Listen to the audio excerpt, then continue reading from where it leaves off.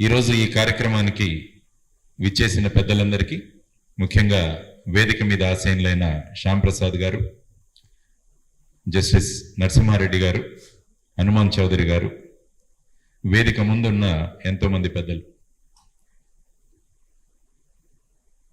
ఈరోజు గోపాలరావు ఠాకూర్ గారి స్మారక సమితి ఆధ్వర్యంలో వక్ఫ్ చట్టం, దాని పరిణామాల గురించి మాట్లాడే అవకాశాన్ని నాకు ఇచ్చినందుకు వారికి కృతజ్ఞతలు తెలియజేసుకుంటూ, రాబిన్ శర్మ ఒక పుస్తకం రాశాడు, leader he doesn't need title. కాబట్టి గోపాలరావు ఠాకూర్ కూడా ఆ కోవకు చెందినవారు. ఇంతకు ముందు చెప్పారు, అంటే ఒక నిజమైన లీడర్కి ఒక పదవి అనేది అవసరం లేదు. అందుకనే గోపాలరావు ఠాకూర్ గారు ఈజ్ ఎ పవర్ఫుల్ లీడర్. మనం సమాజంలో చాలా మంది అథారిటేటివ్ లీడర్స్ని చూస్తుంటాం. అంటే కుర్చీ వల్ల అధికారం వచ్చేవాళ్ళు చాలా మంది ఉంటారు. ఏ కుర్చీ లేకున్నా కూడా వారి స్వయం శక్తి మీద వారు ఒక విశిష్టమైన స్థానానికి చేరుకున్న దాంట్లో ముఖ్యంగా మనం గోపాలరావు ఠాకూర్ గారి గురించి మాట్లాడుకోవాలి. కాబట్టి అటువంటి మహామనిషి యొక్క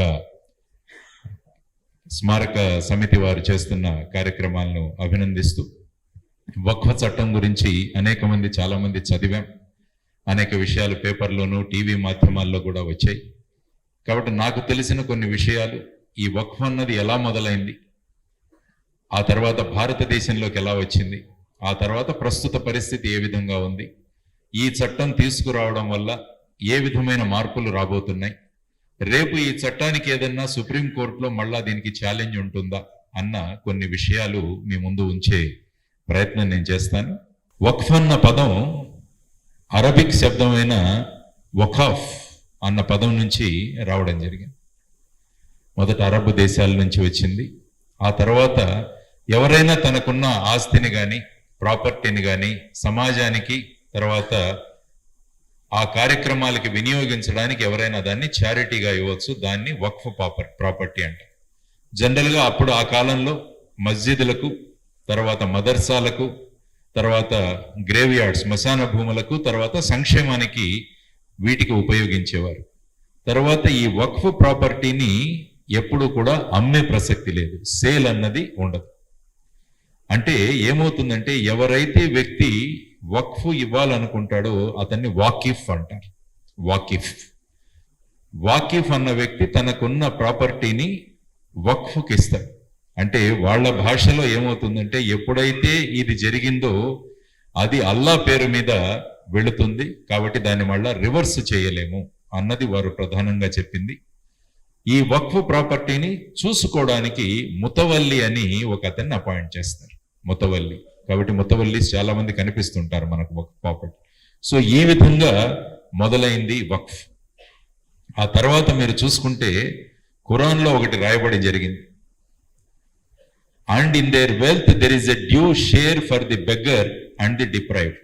ఎవరైతే సమాజంలో పేద ప్రజలు ఉన్నారో వారికి మనం ఏదైనా చేయాలి అన్న కాన్సెప్ట్తో మొదలైన ఈ వక్ఫ్ చరిత్ర ఒకసారి ప్రపంచంలో మీరు చూస్తే మొట్టమొదటి వక్ఫ్ అన్నది మదీనాలో ఏర్పాటు చేయడం జరిగింది. ఎప్పుడైతే ప్రాఫెట్ ముహమ్మద్ మక్కా నుంచి మదీనాకు వెళ్ళడం జరిగిందో అప్పుడు ఒక మసీదును అక్కడ కట్టడం జరిగింది. అది ప్రపంచంలో ఉన్న మొదటి వక్ఫ్ ప్రాపర్టీ. ఆ తర్వాత మిగతా అనేక దేశాల్లో ఇప్పుడు మీకు వక్ఫ్ ప్రాపర్టీలు కనపడతాయి. ఆ తర్వాత అక్కడ మదీనాలో మొదలైన వక్ఫ్ మొత్తం ప్రపంచానికి వ్యాపించడం మొదలైంది. ఆ తర్వాత మీరు చూసుకుంటే అనేక దేశాలలో ఈ వక్ఫ్ అన్నది మొదలైంది. ఆ తర్వాత కొన్ని దేశాలలో, ఫిలిప్పీన్స్, సింగపూర్ తీసుకుంటే అవి ముస్లిం ప్రధానమైన దేశాలు, అక్కడ నాన్ ముస్లిమ్స్ కూడా ఈ విధమైన వక్ఫ్ ప్రాపర్టీ నుంచి వారి వెల్ఫేర్ కోసం ప్రయత్నం చేయవచ్చు అన్నది కొన్ని విషయాలు. మన భారతదేశంలో వక్ఫ్ ఎప్పుడు వచ్చింది అన్న దాని గురించి మనం మాట్లాడుకోవాలి. యాక్చువల్గా నిన్న చిన్నజీయర్ స్వామి గారి దగ్గర అక్కడ సమతా కుంభు జరుగుతోంది. అక్కడ ఆ సందర్భంగా వాళ్ళు యువతరానికి కొన్ని కార్యక్రమాలు పెడితే నిన్న అక్కడికి వెళ్ళాం. రామానుజం ఏ సోషల్ రిఫార్మర్, రామానుజాచార్యుల వారు ఒక సంఘ సంస్కర్త అన్న విషయం మీద మాట్లాడారు. రామానుజుల వారి జీవిత చరిత్ర మనం చూస్తే ఆయన ఎప్పుడూ కూడా మందిరాలలో అందరికీ ప్రవేశం కల్పించాలన్న దాని మీద ప్రధానమైన ఆయన విప్లవమే చేశారు. అక్కడ దళితులను మందిరాల్లోకి తీసుకువెళ్ళడం, ఆ తర్వాత సమాజంలో ఉన్న దళితులందరినీ వెనుకబడే వాళ్ళని కూడా ఒక పోగు చేసి ముందుకు తీసుకువెళ్ళే ఒక ప్రక్రియ చేశారు. ఎందుకంటే మందిరం అన్నది చాలా ప్రధానమైన అంశం భారతదేశంలో ఆ కాలంలో. ఎందుకంటే ప్రజల జీవనాలన్నీ కూడా మందిరం ఆధారం మీదే జరుగుతుంది. చాలా మంది రాజులు ఉన్నారు, కానీ వాళ్ళు కూడా మందిరాలను ప్రోత్సహించి మందిరం సెంట్రిక్ గా, టెంపుల్ సెంట్రిక్ గా కార్యక్రమాలు జరిగేవి. అందువల్ల భూములన్నీ కూడా మందిరాల దగ్గరే ఉండేవి. అందువల్ల అక్కడ ఉన్న భూములను ప్రజలకిచ్చి వారిని ప్రోత్సహించే దిశగా వెళుతున్నారు. కాబట్టి ఈ విధమైన వాతావరణంలో ప్రజల జీవితంలో మందిరం అన్నది ఒక ప్రధానమైన స్థానం ఆ కాలంలో ఉండేది. అందువల్ల అటువంటి మందిరాలకు ఆ తర్వాత ఏమైంది అన్నది చూసుకుంటే అప్పుడు మన వక్ఫ్ అన్నది ఇండియాలో మొదలైంది.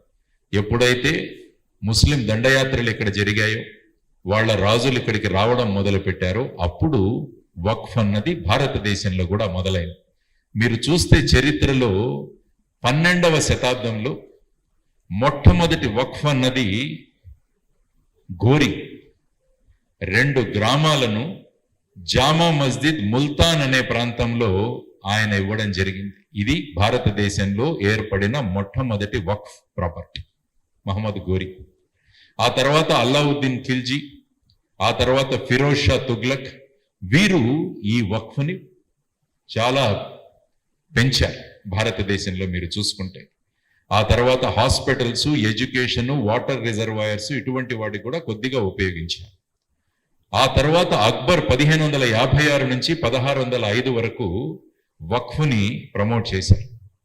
ఆ తర్వాత ఫైనల్ గా ఔరంగజేబ్ 1658 నుంచి 1707 వరకు మదర్సాసు, మస్జిద్లు పెరగడానికి ఔరంగజేబు కాలంలో ముఖ్యంగా చాలా ప్రయత్నాలు జరిగాయి. ఆ విధంగా వక్ఫ్ ప్రాపర్టీ, ఘోరీ నుంచి మొదలైన వక్ఫ్ ప్రాపర్టీ భారతదేశంలో ఔరంగజేబు వచ్చేసరికి విస్తృతమైపోయింది. చాలా ప్రాంతాలలో మదర్సాలని, మస్జిద్లని ఇవన్నీ కూడా చాలా పెద్ద సంఖ్యలో రావడం జరిగింది. ఇది భారతదేశంలో జరిగిన వక్ఫ్ స్థాపన, వక్ఫ్ యొక్క విస్తరణ. ఆ తర్వాత బ్రిటిష్ వారు వచ్చారు మన దగ్గరికి. 1757 నుంచి 1947 మీరు ఒకసారి చూసుకుంటే బ్రిటిష్ వాళ్ళ కాలంలో ఈ వక్ఫ్ ఏమైందన్నది కూడా ఒకసారి మనం చూడాలి. మీరు చూసుకుంటే 1894వ సంవత్సరంలో 4 జడ్జిలున్న ప్రీవీ కౌన్సిల్ ఏం చెప్పిందంటే, waqf is the perpetuity of the worst and the most pernicious kind, declared waqf as invalid. 4 జడ్జీలతో కూడిన ప్రీవీ కౌన్సిల్ 1894వ సంవత్సరంలో ఆ విధంగా చెబితే అది ఇంగ్లాండ్లో ఫాలో అయ్యారు, కానీ భారతదేశంలో దాన్ని అమలు చేయలేదు. కాబట్టి అప్పుడు గనక అమలు చేసింటే ఈ వక్ఫ్ ప్రాపర్టీలన్నీ కూడా అప్పటికే సమాప్తమైపోయాయి. కానీ బ్రిటిష్ వారు మనకు తెలుసు ఏ విధంగా వాళ్ళు విభజించి పాలించడంలో వారు గొప్ప అనుభవజ్ఞులు.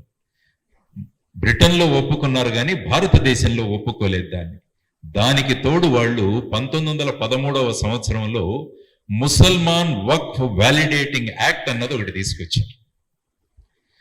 ప్రీవీ కౌన్సిల్ చెప్పినా కూడా వాటిని హస్తగతం చేసుకోకుండా ఒక చట్టాన్ని కూడా వచ్చి వాటిని వక్ఫ్ని లీగలైజ్ చేశారు.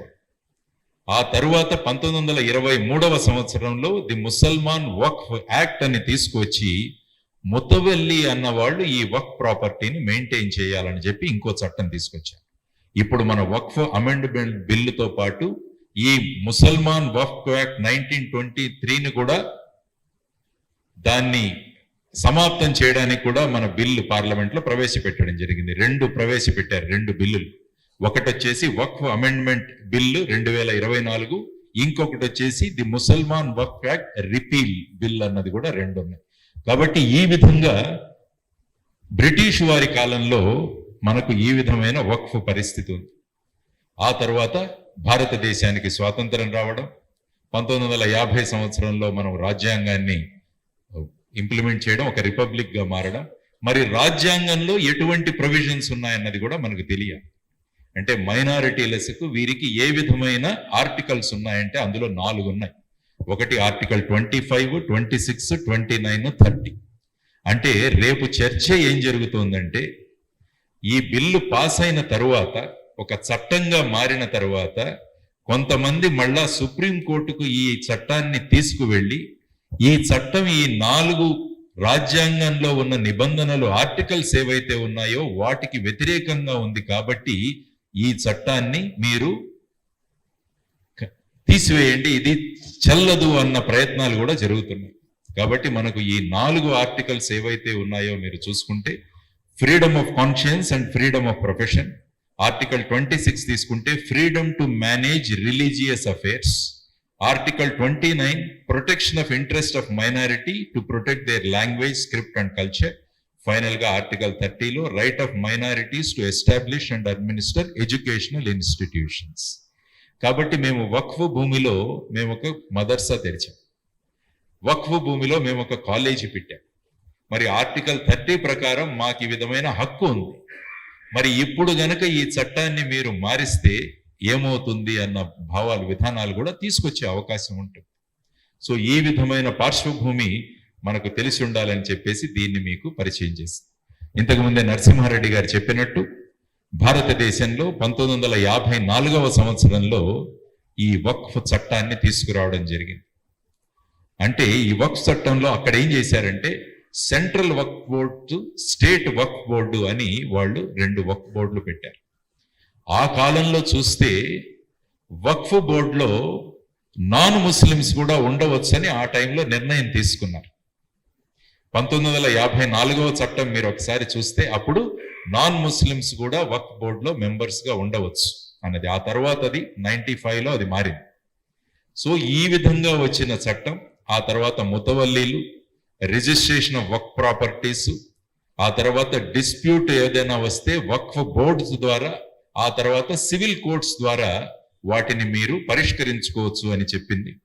కానీ ఏమైపోయిందంటే ఈ చట్టాన్ని సరిగా అమలు చేయలేదు. దానితో ఏమైందంటే ఇష్టం వచ్చినట్టు ఏ ప్రాపర్టీనైనా కూడా వారు అన్వయించుకోవడం జరిగింది.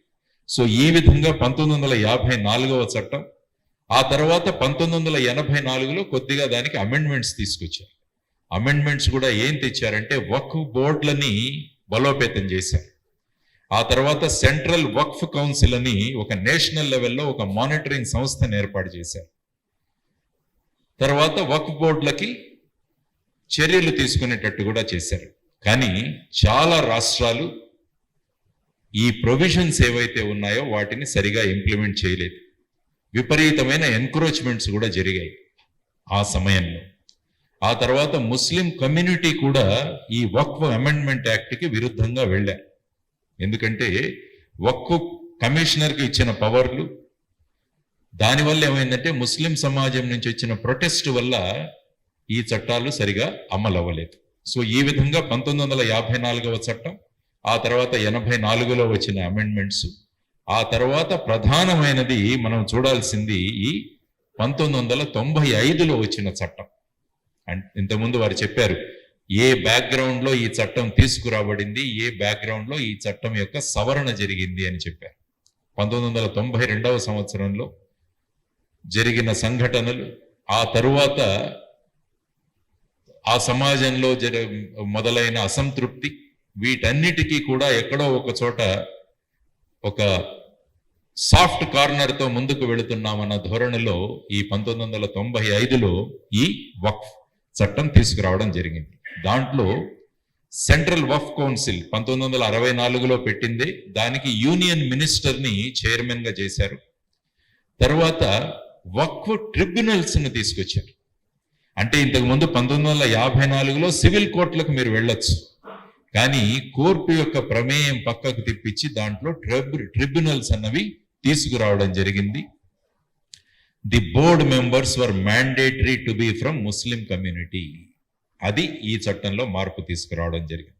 అందుకనే మీరు ఇప్పుడు 24వ అమెండ్మెంట్ లో చూసినా కూడా అందులో నాన్ ముస్లిమ్స్ ని కూడా మెంబర్స్ చేయాలనేది ప్రధానమైన వన్ ఆఫ్ ది అమెండ్మెంట్. 54లో ఉండింది, కానీ 95లో దాన్ని తీసివేశారు. అది ఒకటి.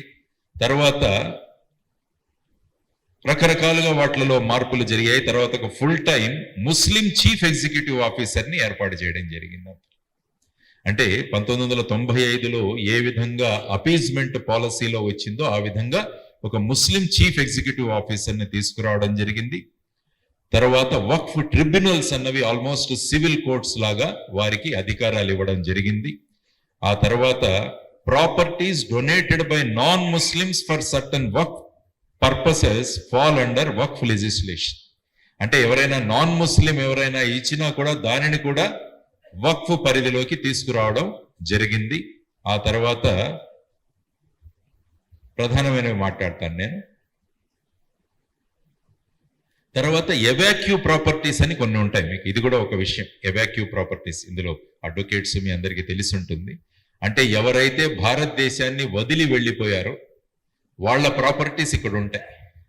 ఆ ప్రాపర్టీస్ని ఎవాక్యూ ప్రాపర్టీస్ అంటాం. ఈ చట్టం ద్వారా ఏం చేశారంటే ఎవాక్యూ ప్రాపర్టీస్ కూడా వక్ఫ్ ప్రాపర్టీస్ అయిపోతాయని చెప్పేసి అందులో ఒక ఇది చేయడం జరిగింది. అంటే ముందు నిర్ణయించాలి ఈ ఎవాక్యూ ప్రాపర్టీస్ వక్ఫ్ ఎప్పుడవుతుందంటే ఆ మనిషి ఇవ్వాలి. నా దగ్గర 1 ఎకరం నేల ఉంటే నేను వక్ఫ్కి ఇస్తానని నేను చెబితే అప్పుడు వక్ఫ్ ప్రాపర్టీ అవుతుంది. ఆ ఎవాక్యూ ఏ ఉద్దేశంతో ఉందో, ఆయన ప్రాపర్టీ ఎలా ఉందో అదేమీ పట్టించుకోకుండా ప్రతి దాన్ని కూడా అది వక్ఫ్ ప్రాపర్టీలోనే కలిపి వేయాలన్న ఒక నిర్ణయం వల్ల ఏమైందంటే ఎంతో మంది సార్ చెప్పినట్టు ప్రాపర్టీస్ అలా పెరగడం మొదలయ్యాయి అన్నమాట. ఇదొకటి. తర్వాత ఇందులో కొన్ని మార్పులు తీసుకొచ్చారు 2013వ సంవత్సరంలో. అంటే వారు అన్నట్టు ఇక ఆల్మోస్ట్ 2013వ సంవత్సరం ఆల్మోస్ట్ ఫ్యాగ్ అండ్ ఆ టైంలో వీలైనన్ని మార్పులు త్వరగా చేసి వెళ్తామన్న ఉద్దేశంతో చేయడం జరిగింది. అందులో ఇచ్చిన మార్పులు మీకు చూపించాను. అందులో ముఖ్యంగా ఏంటంటే waqf legislation would have an overriding effect over other laws. అంటే వక్ఫ్ చట్టం కింద నిర్ణయించింది అదే final link. It has a overriding on the other laws also. It ensured the primacy of the waqf act in matter concerning waqf properties. అంటే వక్ఫ్ చట్టం కింద వక్ఫ్ board తీసుకున్న నిర్ణయం అది ఫైనల్. తరువాత ఇంకొకటి ఏంటంటే డీలిమిటేషన్ యాక్ట్ అని ఉంటుంది మన దగ్గర. అంటే కొన్ని రోజుల తర్వాత మనం వెళ్ళలేము ఆ విషయం మీద. కానీ డీలిమిటేషన్ యాక్ట్ అన్నది వక్ఫ్కి అప్లై అవ్వదని కూడా ఇందులో పెట్టడం జరిగింది. అంటే మీరు ఎప్పుడైనా వెళ్ళచ్చు. సో ఆ విధమైన మార్పులు కూడా తీసుకురావడం జరిగింది. సో ఈ విధంగా మీరు వెళుతూ ఉంటే ఇక ప్రపంచ దిశగా మనం వెళ్ళాలంటే అందులో కూడా వక్ఫ్ ఎక్కడ చూసినా కూడా ఏ దేశాల్లో కూడా మీరు ఒక్కసారి వక్ఫ్ను కంపేర్ చేసుకుంటే అన్ని ప్రాంతాల్లో సెంట్రలైజ్డ్ వక్ఫ్ ఉంది. ఏ దేశం చూసినా మీరు ఆ లిస్ట్ ఇచ్చాను నేను. అందులో మెనీ ముస్లిం కంట్రీస్, టర్కీలో కావచ్చు, లేకుంటే కువైట్లో కావచ్చు, సిరియాలో కావచ్చు, ఇండోనేషియాలో కావచ్చు, సింగపూర్లో కూడా కావచ్చు, వీటన్నిటిలో కూడా సెంట్రలైజ్డ్ వక్ఫ్. కానీ భారతదేశంలో ఏమైందంటే central and state Waqf boards పెట్టి ఆ విధంగా విభజించడం జరిగింది. సో ప్రపంచంలో ఎక్కడా లేని విధంగా ఇక్కడ భారతదేశంలో ఆ విధంగా వక్ఫ్ని క్రియేట్ చేయడం జరిగింది అనమాట. ఈ డీసెంట్రలైజ్డ్ సిస్టమ్ వల్ల అనేక పరిణామాలు మనకు జరిగాయి. ఆ తర్వాత సుప్రీంకోర్టు ఏమన్నది వక్ఫ్ గురించి అన్నది కూడా కొద్దిగా మనకు తెలుసుకోవాలి. అంటే ఇంతకుముందు రకరకాల ప్రకరణలు సుప్రీంకోర్టు దగ్గరికి వెళ్ళడం జరిగింది. అందులో ముఖ్యంగా 4 వాట్ల గురించి నేను మాట్లాడతాను. ఫస్ట్ ది 1979లో board of Muslim waqfs Rajasthan versus Radhakrishna, వీటి మధ్య జరిగిన కేసులో సుప్రీంకోర్టు ఏమైందంటే waqf by user doctrine requiring proper documentation for waqf claims. Waqf by user ఇప్పుడు ఏమవుతుందంటే వక్ఫ్ బై యూజర్ అంటే వక్ఫ్ ప్రాపర్టీలు మన ఫ్యామిలీకి కానీ దీనికి కూడా మనం వినియోగించవచ్చు. కానీ అందులో ఏమైందంటే ప్రాపర్ డాక్యుమెంటేషన్ ఉండాలి అని చెప్తాడు. ఎవరో ఒకరు వచ్చి డాక్యుమెంట్ ఇచ్చేసి ఇది నా ప్రాపర్టీ అని నేను వక్ఫ్కి ఇస్తున్నానని చెల్లదు. ముందు ఆ డాక్యుమెంట్ వెరిఫై చేస్తే తప్ప మీకు ఆ వక్ఫ్ దగ్గరికి ఈ ప్రాపర్టీ వెళ్ళదు. అంతకుముందు ఎవరో వచ్చి డాక్యుమెంట్లు ఇవ్వగానే దాని వెంటనే వక్ఫ్ ప్రాపర్టీగా వక్ఫ్ బోర్డు ప్రకటించేసేవారు. అదొకటి. తర్వాత వచ్చేసి రమేష్ గోవిందరాం వర్సెస్ సుగ్రా హుమాయూన్ మిర్జా వక్ఫ్ అని 2010లో ఒక జడ్జిమెంట్ అందులో ఏమన్నారంటే supreme court only Waqf tribunal can decide Waqf dispute, not civil courts. ఎందుకంటే కోర్టులు కూడా ఏం చేస్తాయంటే ఫైనల్ గా చట్టం ఉంటే దాన్ని ఇంటర్ప్రిట్ చేస్తాయి. కోర్టులు కొత్త చట్టాలు చేయలే. కోర్టు ఆ చట్టం, ఎందుకంటే 1995లో మీరు చెప్పారు సివిల్ కోర్టు ప్లేస్ లో మేము ట్రిబ్యునల్ ని తెచ్చాము, కాబట్టి ట్రిబ్యునల్ ఏది చెప్తే అదే ఫైనల్, కాబట్టి సివిల్ కోర్టులో అధికారం ఉండదని చెప్పి సుప్రీంకోర్టు చెప్పడం జరిగింది. ఆ తర్వాత అయోధ్య వర్డిక్ట్ 2019లో work properties must have legal documentation and cannot be claimed solely based on historical use. మా కుటుంబం ఎప్పటి నుంచో మా మస్జిద్ కింద ఈ భూమి ఎప్పటి నుంచో ఉంది అని చెప్పి దాన్ని వర్క్ ప్రాపర్టీగా మీరు చూడలేదు, ప్రాపర్ డాక్యుమెంటేషన్ ఉండాలి అని చెప్పేసి 2019లో.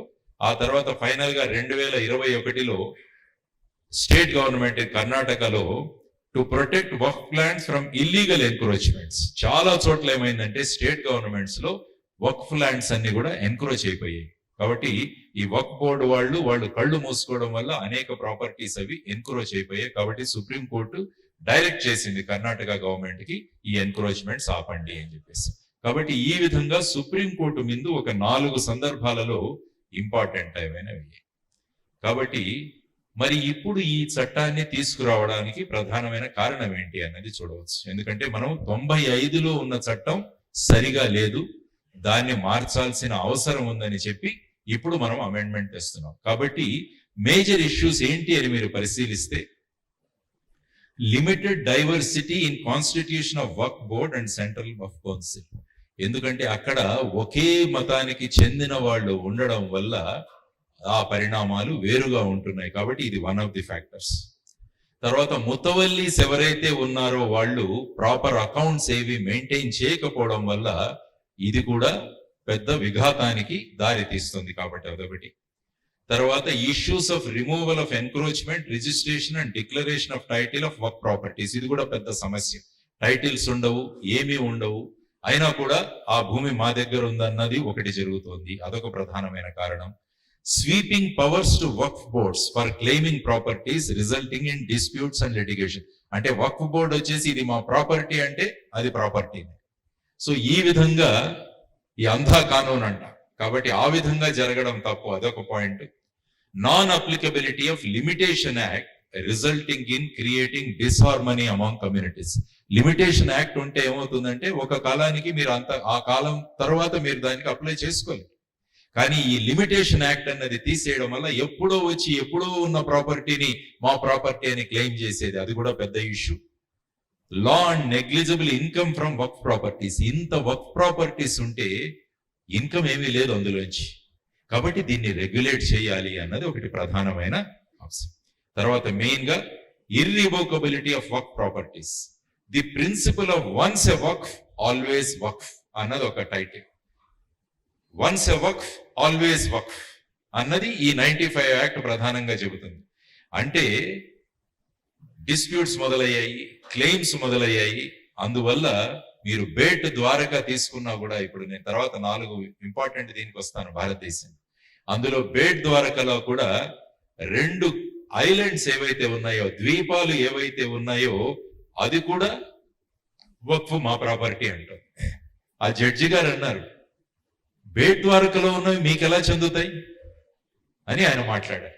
కాబట్టి ఇటువంటి పరిణామాలు దేశంలో ఉండడం వల్ల ఈ చట్టంలో మార్పులు రావాలి అన్నది ప్రధానమైన ఉద్దేశం. ఇవన్నీ నేను ఎందుకు చెబుతున్నానంటే, రేపు మీరు ఎక్కడైనా చర్చ జరిగినప్పుడు ఎందుకు ఈ చట్టంలో మార్పు రావాలన్న దాన్ని మెసేజ్ని మనం తీసుకువెళ్ళగలిగితే ప్రజల్లో కూడా కన్విన్సింగ్ అవుతారు, వాళ్ళు కూడా ఇది అవసరమే అన్నది వస్తాను. ఆ తర్వాత నేను వస్తాను కంప్లైంట్స్ ఎన్ని ఉన్నాయి.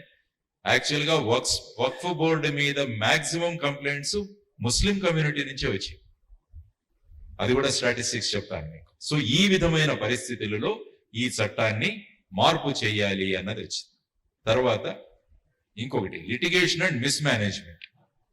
The work act 95 and its 2033 amendments have been criticized for inefficacy, leading to issues like encroachment, mismanagement, ownership disputes and delays. వక్ఫ్ బోర్డుకి అధికారం ఇవ్వడం వల్ల వాళ్ళను ప్రశ్నించే వాళ్ళు ఎవరు లేరు. దాంతో ఏం జరిగినా కూడా వక్ఫ్ బోర్డు కళ్ళు మూసుకొని ఎన్క్రోచ్మెంట్స్ కి అలౌ చేస్తూనే ఉంది. కాబట్టి ఇదొక ఇష్యూ. No judicial oversight. ఎందుకంటే ట్రిబ్యునల్ డెసిషన్స్ ఏవైతే వచ్చాయో, అంతకుముందు సివిల్ కోర్టుకు వెళ్లే అవకాశం ఉండేది, కానీ ఈ ట్రిబ్యునల్స్ రావడం వల్ల ఇక మీరు కోర్టు కూడా వెళ్ళలేరు. సో ఆ విధమైన పరిస్థితులలో కూడా ఏమవుతుందంటే మేము ఏం చేసినా కూడా మాదే రాజ్యం. Once property is work, it is a work property అన్నది. తర్వాత సర్వే వర్క్ గురించి కూడా సార్ చెప్పారు. వక్ఫ్ ప్రాపర్టీని సాధారణంగా సర్వే కమిషనర్లు ఉంటారు, వారు వెళ్ళి సర్వేలు చేయాలి. కానీ వారు కూడా వారికి సంబంధించిన వాళ్ళు ఉండడం వల్ల ఇది సరిగా జరగట్లేదని ఇప్పుడు మన అమెండ్మెంట్ లో సర్వే కమిషనర్లు కాదు, దీన్ని డిస్ట్రిక్ట్ కలెక్టర్స్ ఇవ్వాలి అని చెప్పేసి ఈ చట్టంలో ఇప్పుడు ఒక మార్పు మనం ప్రపోజ్ చేసాం. కాబట్టి ఈ విధమైన అంధాదొందుగా జరుగుతున్న ఈ చట్టాన్ని మనం మార్చాలి. దానిలో మిస్యూజ్, ఇందాకే సెక్షన్ 40 గురించి చెప్పారు. State work boards have misused some of the provisions of the Act which created disharmony and discontent. Section 40 of the Waqf Act was widely misused to acquire and declare a property as Waqf property. Section 40 మీరు ఒకసారి చదివితే 95 అందులో వక్ఫ్ board నిర్ణయిస్తే అధిక వక్ఫ్ property, దాన్ని చాలా state వక్ఫ్ బోర్డులు అన్నవి misuse చేశాయి అన్నది. తర్వాత constitutional validity. Waqf Act is a special act for religious properties of only one religion of the country when no such law exists for any other religion. ఒక్క మతం కోసమే ఇది ఉంది, మిగతా మతాలకు లేదు. కాబట్టి ఇది కాన్స్టిట్యూషనల్ వ్యాలిడిటీ ఎలా అవుతుంది? రైట్ టు ఈక్వాలిటీ అందరికీ ఉండాలి కదా, మరి వీరికే ఎందుకు ఉందని ఢిల్లీ హైకోర్టులో ఒక పబ్లిక్ ఇంట్రెస్ట్ లిటిగేషన్ కూడా జరుగుతుంది. సో ఈ బ్యాక్గ్రౌండ్ లో ఈ విధంగా ఉన్న వాటన్నింటినీ సుసూత్రీకరణ చేయాలంటే దీనిలో మార్పులు రావాలి అని చెప్పేసి ఈ అమెండ్మెంట్స్ తీసుకురావడం జరిగింది. తర్వాత మిస్యూజ్ ఆఫ్ వక్ఫ్ యాక్ట్ మీరు చూసుకుంటే ఒక పేపర్ లో వచ్చిన దీన్ని నేను పెట్టాను. RTA reply reveals AAP government has given 101 crores to the Delhi Waqf Board since 2015. Unauthorized construction in Waqf property going to galore need monitoring అని ఢిల్లీ హైకోర్టు చెప్పింది. ఇంతకు ముందు మాట్లాడినట్టు మీకు ఏవీలో వచ్చింది. In Tamil Nadu Waqf Board claims ownership of an entire village in which there is a temple to. కాబట్టి ఒక గ్రామం మొత్తం వక్ఫ్ ప్రాపర్టీ అని చెప్పి తమిళనాడులో జరుగుతుంది. సో ఇటువంటి పరిస్థితుల్లో ఈ మార్పులు రావాలి. ఇంతకుముందు చెప్పినట్టు లాంగ్ పెండింగ్ ఇష్యూస్ ఏవైతే ఉన్నాయి దేశంలో, ఇప్పుడు వరకు ట్రిబ్యునల్స్ దగ్గర 40,951 కేసులు పెండింగ్ ఉన్నాయి వక్ఫ్ బోర్డుల మీద. వాటిలో 9,942 cases are filed by Muslims against the institution managing Waqf. Moreover, there is inordinate delay in disposal of cases. చాలా డిలే జరుగుతోంది. సో ఆ డిలే జరగకుండా ఉండడానికి మార్పులు అవసరం. ఆ తర్వాత ఇప్పుడే మాట్లాడుకున్నాం తిరుచెంతురల్ విలేజ్ తమిళనాడు, ఇప్పుడే 2-3 కూడా మాట్లాడారు మీకు. అందులో వాళ్ళు మొత్తం గ్రామాన్నే మాది అని చెప్పారు. రెండవది వచ్చేసి బెంగళూరు ఈద్గా గ్రౌండ్. ఇది ఒక పెద్ద ఇష్యూ జరుగుతోంది మొత్తం కర్ణాటకలో. బెంగళూరులో ఉన్న ఈద్గా గ్రౌండ్ ఏదైతే ఉందో వాళ్ళ దగ్గర ఎటువంటి టైటిల్ లేవు. అది వాళ్ళు ఏం చెప్తున్నారంటే 1850 నుంచి ఇది వక్ఫ్ ప్రాపర్టీ అన్నది వాళ్ళు వాదిస్తున్నారు. అంటే ఎటువంటి పేపర్లు లేకున్నా కూడా బెంగళూరులో ఉన్న ఈద్గా గ్రౌండ్ గురించి డిస్ప్యూట్ జరుగుతూనే ఉంది. ఆ తర్వాత Surat municipal corporation case, Surat municipal office తీసుకున్నా కూడా అది కూడా వక్ఫ్ ప్రాపర్టీ అని వాళ్ళు చెబుతున్నారు. ఇదొక కేసు పెండింగ్. తర్వాత బేట్ ద్వారకా యొక్క 2 ఐలాండ్స్, బేట్ ద్వారకా చూసింటారు మీరు చాలా మంది, నేను కూడా వెళ్ళాను అక్కడ.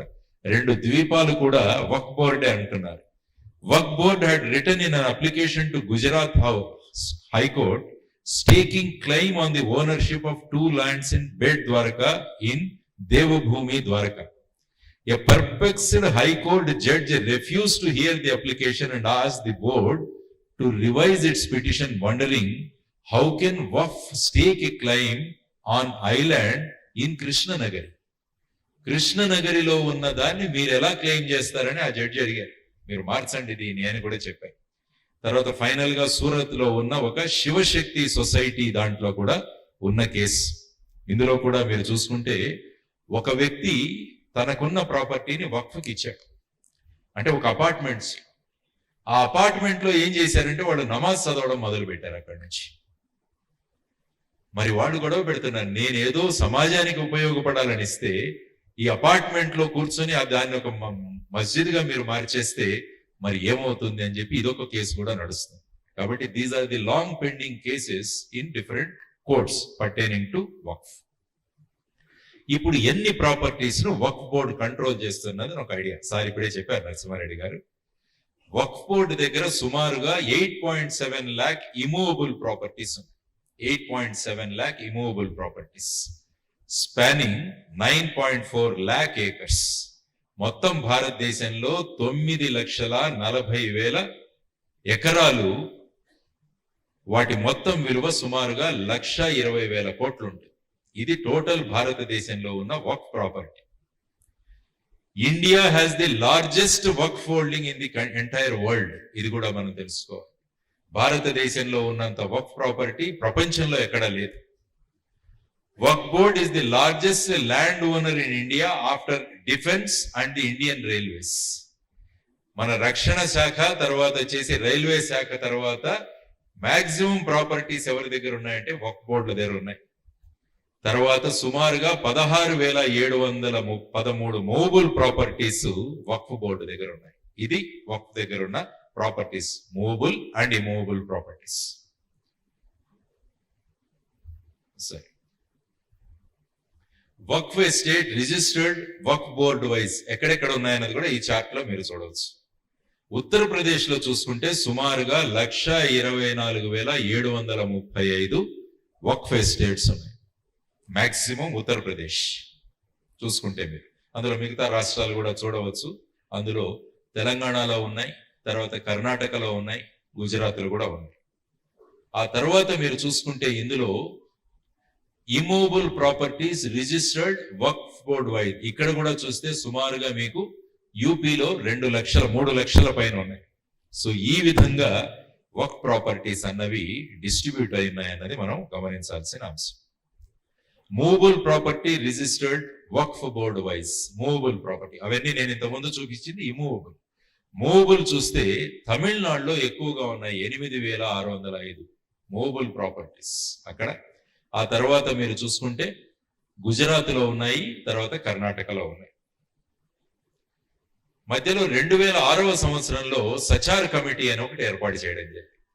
వారు కూడా ఈ వక్ఫ్ గురించి ఏం మాట్లాడారు అన్నది కూడా ఒక్కసారి చూస్తే వాళ్ళు ఏమన్నారంటే, if these properties are put up to efficient and marketable use they can generate at least a minimum revenue of 10% which is about 12,000 crores per annum. వక్ఫ్ని సక్రమంగా గనక వినియోగిస్తే సుమారుగా 12,000 అంటే 1,20,000 కోట్లు అన్న విలువ, దానిలో కనీసం 10% ప్రతి సంవత్సరం చెప్పొచ్చు. కానీ ఇప్పుడు చూస్తే సుమారుగా ఐ థింక్ టోటల్ ఇన్కమ్ వచ్చేసి 150 కోట్లు ఎంత. అంటే చాలా ప్రాపర్టీస్ ఎన్క్రోచ్ అయిపోయాయి, వాళ్ళకి ఇష్టం వచ్చినట్టు వాడుతున్నారు. తర్వాత recommended various measures to improve the management of the waqf. దాని గురించి వాళ్ళు రకరకాలుగా చెప్పారు ఏమేం చేయాలి అని. వాళ్ళు సచార్ కమిటీ, ఇది కూడా మనకు తెలియాలి, inclusion of non Muslim technical expertise in managing of waqf అన్నది సచార్ కమిటీనే చెప్పింది. రేపు మీకు ఎవరైనా మాట్లాడడానికి వచ్చినప్పుడు you can give a reference of Sachar committee. Sachar కమిటీలోనే చెప్పారు నాన్ ముస్లిమ్స్ ని మీరు టెక్నికల్ బోర్డులో వాళ్ళని మెంబర్స్ గా వేయండి అని చెప్పేసి. అది కూడా ఒక పాయింట్ తెలుసుకోవాల్సిన విషయం. సో తర్వాత ఒక జేపీసీ 2008లో కూడా ఏర్పడింది.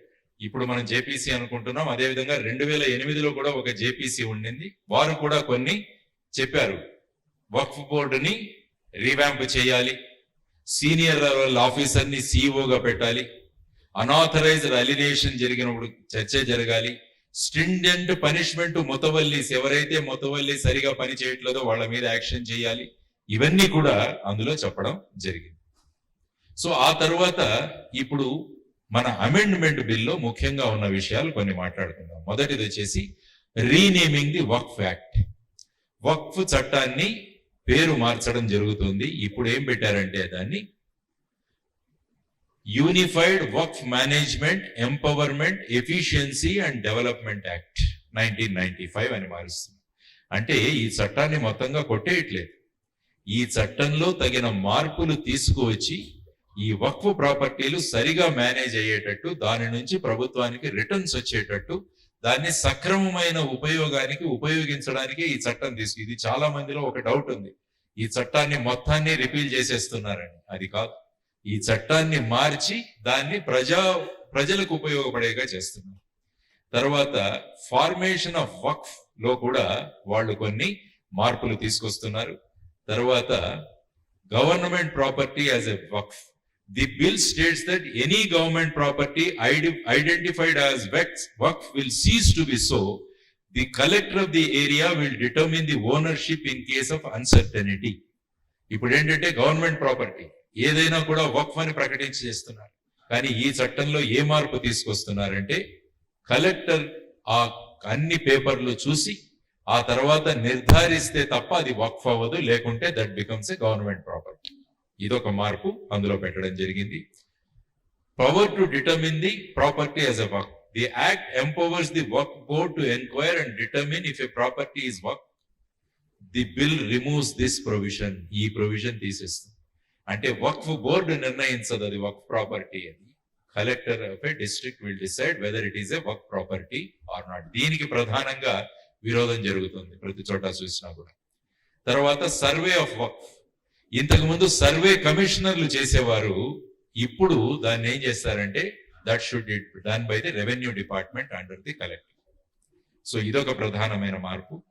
తర్వాత వక్ఫ్ కౌన్సిల్ లో కూడా the bill instead of provides that 2 members must be non Muslims. ఇద్దరు నాన్ ముస్లిమ్స్ ను అక్కడ పెట్టాలి అన్నది కూడా తీసుకురావడం జరుగుతుంది. తర్వాత మహిళలు కూడా అందులో ఉండాలి అని చెప్తుంది. తర్వాత వక్ఫ్ బోర్డ్స్ గురించి కూడా ఎలా ఉంటాయి చెప్పారు. కాంపోజిషన్ ఆఫ్ ది ట్రిబ్యునల్స్ కూడా చెప్పడం జరిగింది. Appeal on orders of tribunal. Under this act decisions of the tribunal are final and appeals against the decision in courts are prohibited. ఇప్పటి వరకు ఉన్నది. కానీ the high court can consider matters on its own accord on an application by the board or an aggrieved party. The bill omits provisions deeming finality to tribunal's decision. Tribunal's orders may be appealed in the High Court within 90 days. ఇంతకు ముందు tribunal order ఇస్తే అది final.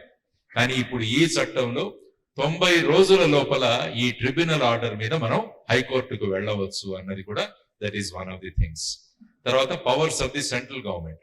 The bill empowers the central government to make rules regarding registration, publication of accounts, publication of proceedings of work boards. Under this act, state governments may get the accounts of works audited at any point of time. ఇంతవరకు audit లేదు.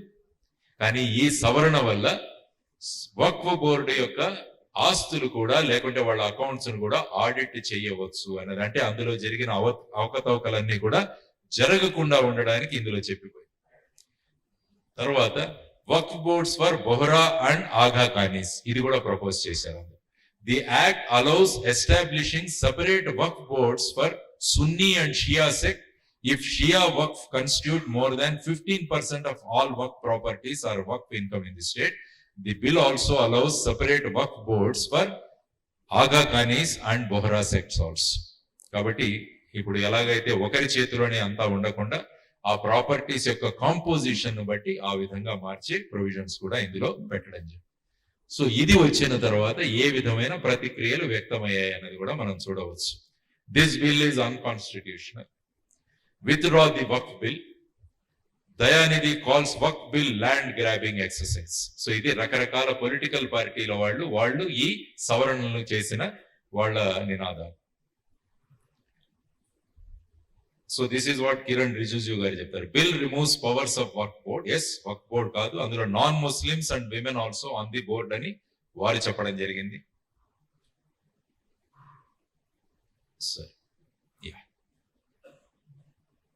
ఇవి కూడా మనం చూడాలి.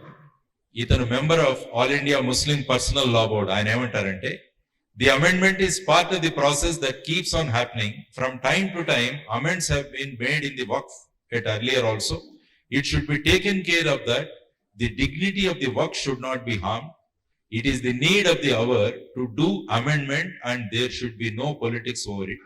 There should be a discussion on it.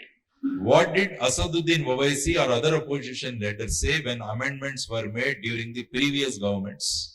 The opposition should not protest against everything. there should be a discussion on it rather than politics. So ఇది కూడా మీరు ఉపయోగించవచ్చు. So there are people who are supporting this అన్నది కూడా మనకు తెలియాలి. ఇంకొక ఆయన మన్సూర్ ఖాన్ అనే ఆయన national president of the Sufi Islamic board, ఆయన ఏమంటాడంటే, we gave a few suggestions to the Waqf board in the wake of the manner in which Waqf board has been misused the land for the last 70 years. Our primary suggestion was that it should be taken out of the minority ministry and brought under the home ministry so that all the encroachments can be removed, and if something misuse happens, the home ministry can intervene directly, file cases and prosecute. The bill states that it would come under collector. There is no issue. Things will be better than before. అని అంటున్నారు. కాబట్టి we need to have such type of material. రేపు ఎక్కడైనా arguments చేసినప్పుడు కూడా ఇవన్నీ కూడా మనకు హ్యాండీగా వస్తాయి అన్నమాట. సో బిల్ ఎప్పుడూ కూడా మీరు ఆబ్జెక్టివ్ గా అనలైజ్ చేయండి. Don't go by passions. Always మన దగ్గర కూడా ఆర్గ్యూ చేయడానికి పాయింట్స్ ఉండాలన్న దానికి మీకు ఈ విషయం నేను చెప్పాను. ఫైనల్ గా జాయింట్ పార్లమెంటరీ కమిటీ మన జగదాంబిక పాల్ గారి అండర్ లో డెలిబరేషన్స్ అయ్యాయి. వారు సుమారుగా 14 అమెండ్మెంట్స్ అని చేశారు. ఫైనల్ రిపోర్ట్ January 25 సబ్మిట్ చేశారు. మీకు కావాలంటే నెట్ లో కంప్లీట్ 468 పేజెస్ రిపోర్ట్ మీకు దొరుకుతుంది జాయింట్. అందులో టోటల్ హిస్టరీ ఉంది వక్ఫ్ గురించి మొత్తం. ఆ తర్వాత న్యూట్రల్ అనాలిసిస్ చేస్తే ఎలా ఉంటుంది అన్నది కూడా ఒకటి పెట్టారు. ప్రోస్ ఆఫ్ ది బిల్ ఏంటంటే, more transparency in work property management వస్తుంది ఈ బిల్ వస్తే. Prevention of disputes over unauthorized claims, better legal clarity and ownership. These are the pros. Cons ఏంటంటే, risk of excessive government control over religious properties. తర్వాత potential violation of minority rights and article 29, concerns over religious autonomy under article 25 and 26. So ఈ విషయాలు కూడా లేవనెత్తవచ్చు అన్నది మనం తెలుసుకోవాలి. Now final slide నాది. What are the conflicts with constitutional provisions? ఏ డిస్కషన్ రావచ్చు అన్నది ఒక విషయం. మీరు ఆర్టికల్ 25 తీసుకుంటే ఏమంటుందంటే, article 25 right to freedom of religion అంటుంది. కాన్ఫ్లిక్ట్ ఎక్కడ వస్తుందంటే, removing the waqf by user could restrict religious freedom. అంటే నేను వక్ఫ్ ఓనర్ని, దాన్ని వక్ఫ్ గా మాట్లాడుకుంటాను, దాన్ని ఈ చట్టం తీసేసే ప్రయత్నం చేస్తుందని అంటారు. కాబట్టి గవర్నమెంట్ ఏమంటుందంటే, it AIIMS to prevent land disputes and illegal claims. కాబట్టి అది ఏం కాదంటారు. రెండవది article 26, freedom to manage religious affairs, allowing non-Muslim members on Waqf board could interfere with community autonomy. ఇది ఒక పాయింట్ 11 అవుతుంది. అంటే వక్ఫ్ బోర్డు లో నాన్ ముస్లిం ని ఏర్పాటు చేయడం వల్ల వాళ్ళు అంటున్నది ఏంటంటే, మరి తిరుపతి బోర్డులో మీరు హిందూ ముస్లింస్ ను తీసుకుంటారా అన్న ఒక క్వశ్చన్ ఒకటి రేజ్ చేస్తారు. సో అలాంటి ఇష్యూస్ వచ్చే అవకాశం ఉంటుంది మీకు. కాబట్టి కానీ గవర్నమెంట్ ఏమంటుందంటే, ఇట్ ఇంక్రీజెస్ ట్రాన్స్పరెన్సీ అండ్ ఇన్క్లూజివిటీ. అందరినీ మనం చేసుకోవాలి, అందరూ కలిస్తేనే ఒక నిర్ణయం ఉంటుంది అన్న దాని గురించి చెప్తారు. ఆర్టికల్ 29 కి, వర్క్ properties fund minority educational institutions and increased state control could limit their autonomy. ఎప్పుడైతే మైనారిటీస్ మేము ఎడ్యుకేషనల్ ఇన్స్టిట్యూషన్స్ ఈ వక్ఫ్ ద్వారా నడుపుకుంటుంటే, ఈ చట్టం ద్వారా అంత ఫ్రీడమ్ మాకు ఉండదు, కాబట్టి ఆర్టికల్ 29 ఎఫెక్ట్ అవ్వచ్చు అని వాళ్ళ వాదన. ఫైనల్ గా article 14, right to equality. Hindu and Christian religious trusts do not face similar government control.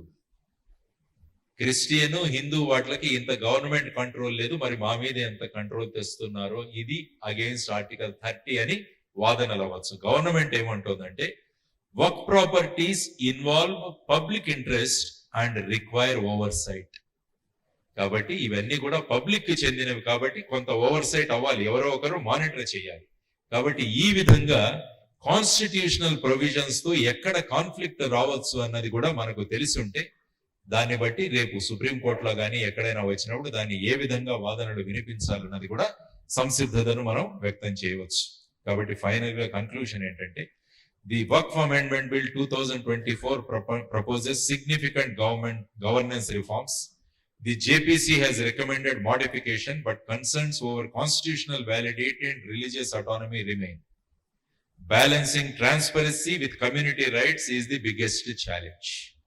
కాబట్టి ఎందుకంటే మీరు చూసుకుంటే ఫర్ ఎగ్జాంపుల్ కొలీజియం గురించి కూడా ప్రభుత్వం చట్టం చేసి కానీ ఫైనల్ గా దాన్ని విత్డ్రా సుప్రీంకోర్టు కొట్టేసి. కాబట్టి ఈ విధమైన పరిస్థితులలో ఈ విధమైన మార్పులతో ఫైనల్ గా ఈ చట్టం వచ్చిన తర్వాత పాస్ అయిన తర్వాత ఏ విధంగా ఫైనాలిటీ సుప్రీంకోర్టు అల్టిమేట్ గా సుప్రీంకోర్టు కూడా దాన్ని ఇది ఇవ్వాలి. సుప్రీంకోర్టులో ఏమవుతుంది అన్నది కూడా ఒక చర్చ జరుగుతుంది. కాబట్టి దాని గురించి మనం తెలుసుకోవాలి.